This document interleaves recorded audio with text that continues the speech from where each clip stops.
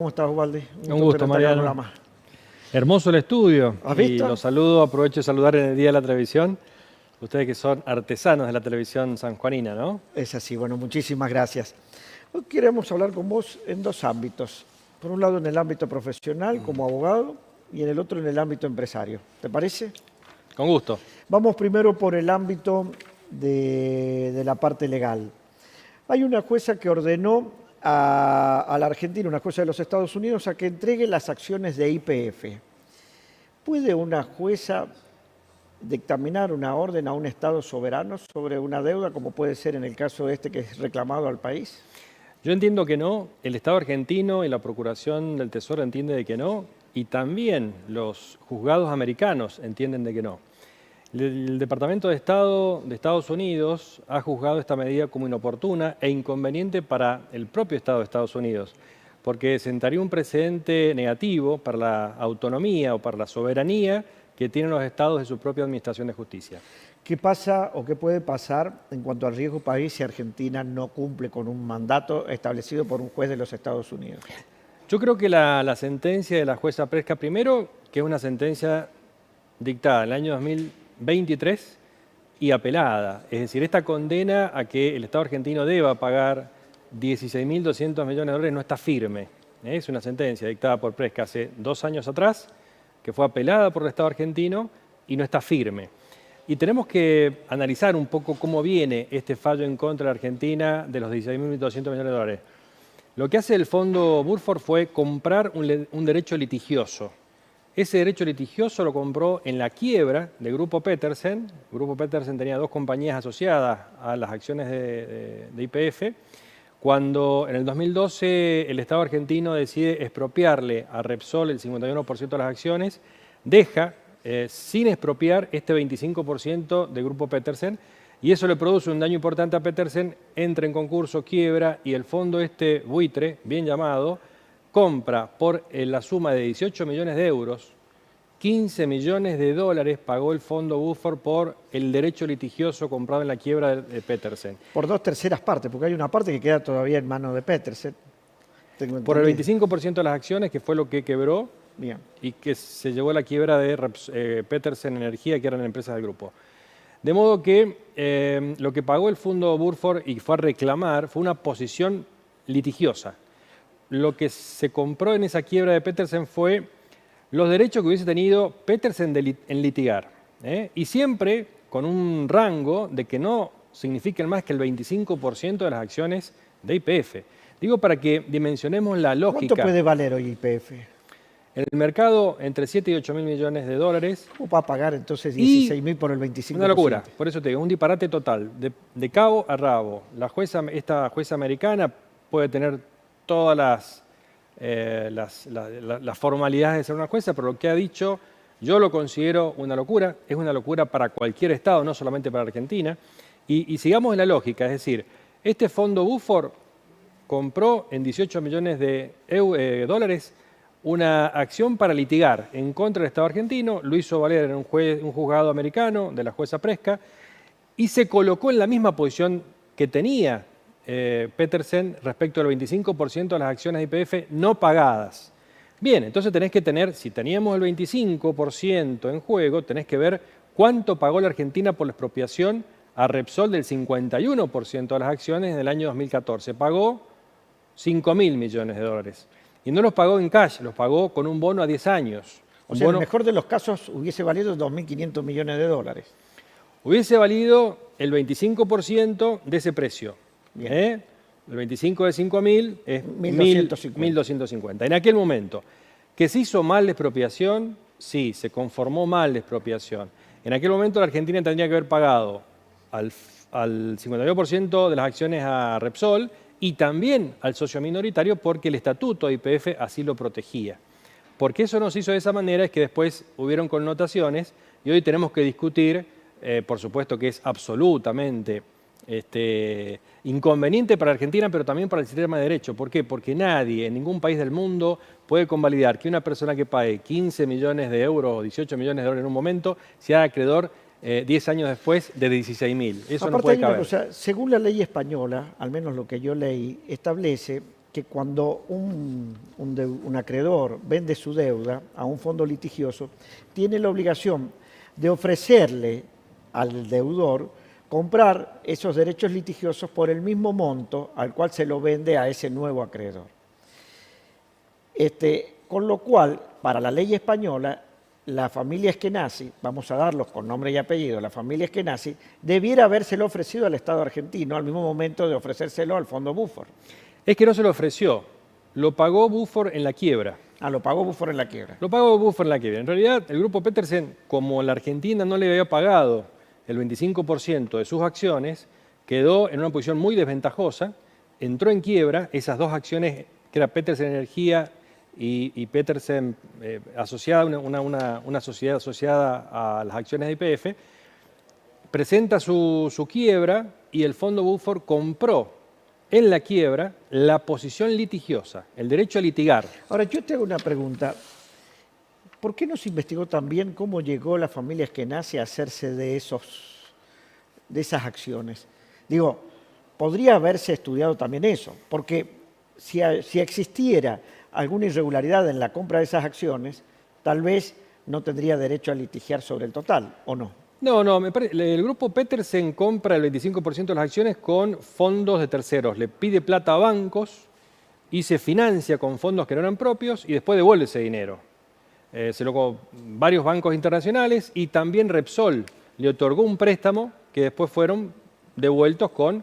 dividendos que no... No sé si con dividendos, con fondos propios de Petersen. En definitiva, lo que está en juego hoy no es cómo Petersen compró, sino cómo Petersen se ve obligado a, en un proceso de quiebra, le compra, no a Petersen, sino la quiebra, un derecho litigioso, y este derecho litigioso de ningún modo, Mariano, puede dar lugar a una creencia de 16.000 millones. Eso es ilógico. Entonces, a Presca hay que decirle, primero, su sentencia del año 23 no está firme, está pelada.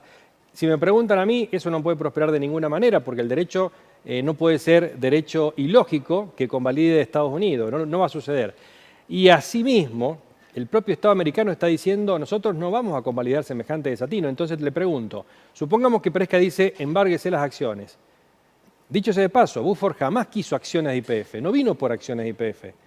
Entonces, él vino por un daño y perjuicio, un monto de dinero, no por acciones. Es decir, en el peor de los casos tampoco procedería dar una sola acción, sino un monto equivalente a una acción.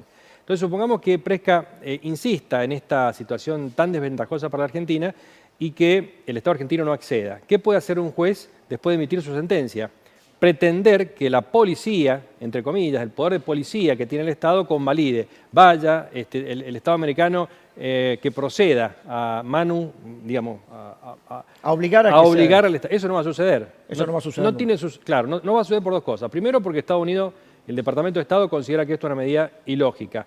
Y segundo, porque sería declararle prácticamente la guerra a otro Estado soberano. Totalmente ilógico. Así que para nosotros es un disparate total. Entiendo que en los próximos meses, espero que prontamente esto se resuelva. Y respecto de el valor de las acciones y los índices de crédito soberano, el riesgo país, creo que el mercado ya sabe, entiende que esto es una cosa de un mercado especulativo muy nefasto para los propios mercados de inversión. Y no va, digamos, la situación ya se ha visto que las acciones de YPF no han bajado, sino que han subido y que el riesgo país no tiene que ver con esto. Vamos a otro tema. El presidente también dio una conferencia de prensa, un mensaje a la ciudadanía el viernes pasado. No sé si lo tenemos, señor director, si lo tenemos podemos poner algo de lo que dijo sobre sancionar penalmente a quienes promuevan que el déficit fiscal y declara esa medida como algo inconstitucional. Escuchemos lo que dijo el presidente. En los próximos días estaré enviando un proyecto de ley al Congreso para penalizar la aprobación de presupuestos nacionales que incurran en déficit fiscal. Este proyecto establece una regla fiscal estricta que le exige al sector público nacional obtener un resultado financiero con equilibrio o superávit. Todo nuevo gasto o recorte de ingreso que afecte este resultado deberá implicar un recorte en la misma proporción. Cada peso nuevo que quieran gastar tiene que tener un nombre y un apellido. Tienen que decir de dónde sale y a quién se lo sacan. También establecerá una sanción penal a los legisladores y funcionarios que no cumplan con estas nuevas reglas fiscales. Bueno, imagino que lo habías escuchado también. Sí. ¿Esto es legal? Bueno, poner un tipo legal en el Código Penal exige una ley. Todo lo que se Todo delito genere... debe estar primero modificado en el Código Penal. Claro, Argentina adopta un régimen penal de tipos penales. Es decir, todo lo que está mal está establecido en un código penal de fondo que lo legisla el Congreso Nacional. Son las leyes de fondo que dicta el Congreso Nacional. Todo lo que es legal en la Argentina tiene que pasar el sedazo de la ley en sentido material del Congreso. Es decir, si un tipo penal es incluido en el Código Penal, por supuesto que es legal. Ahora hay que ver en qué condiciones se aplica. Yo creo que lo que quiere decir el presidente, que tenemos que elevar la vara de lo que es un representante legislativo en el país. No podemos sentarnos, digamos, livianito de formación y livianito de conocimiento y empezar a prometer sonceras que después no se puedan cumplir. Ahora, eso coincido. Pero para saber si existen o no fondos, primero hay que tener aprobado un presupuesto. Sin duda. Y acá no hay presupuesto. Vamos a ser claros. El Estado argentino no tiene presupuesto aprobado desde hace un par de años. Sí, es cierto eso también. Porque tampoco les conviene aprobar el presupuesto, porque esto le permite de alguna forma sacar partida de un lado y distribuirla hacia otro. Esas son connotaciones políticas, digamos, ¿no? Vos me preguntaste, ¿es legal, no es legal? Si... Ahora, por eso, pero el Ejecutivo puede quitarle funciones al legislativo No. y decir, vos haces este tipo de sanción y vas en cana. No, te lo dije recién. Es decir, esto es una expresión de deseo del presidente que va a mandar un proyecto de ley al Congreso y el Congreso va a evaluar si incorpora ese tipo penal al Código Penal o no. Probablemente no suceda, ¿verdad? Y si sucede, ¿alguien podría también declarar la inconstitucionalidad de esa norma? Primero, que si sucede va a ser una ley dictada por el Congreso. Esa ley dictada por el Congreso va a tener aplicación por parte de los jueces penales. Y en la Argentina el régimen de inconstitucionalidad es para el caso concreto. Es decir, en un caso, ese tipo penal puede afectar constitucionalmente el derecho de una persona y en otro caso no. Es decir, en la Argentina no se declara la inconstitucionalidad in abstracto y para todo el mundo, sino en concreto y para el caso específico. Cambiemos otra vez de tema y vamos a tu parte empresaria. ¿Cómo están con el laboratorio?